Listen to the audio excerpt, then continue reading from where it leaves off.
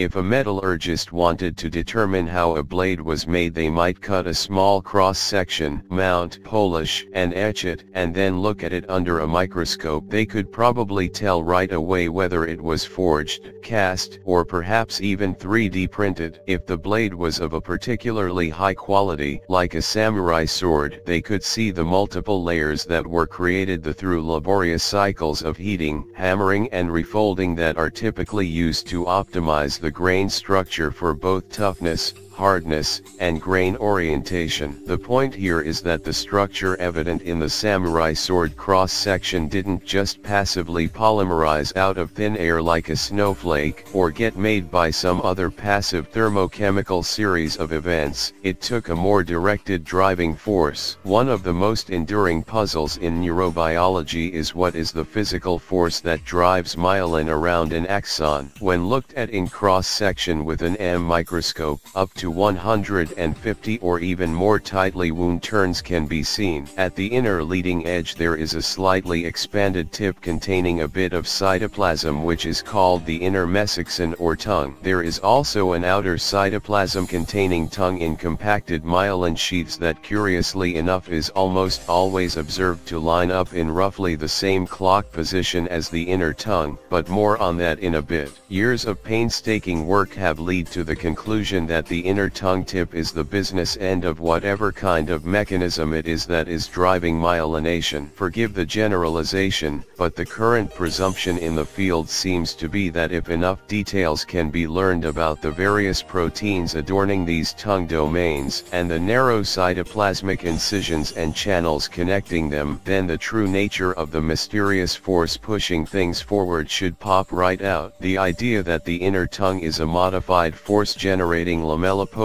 or growth cone of sorts, has been amply fed by evidence of an actin-based motility mechanism for the initial processes sent out by myelinating glial cells.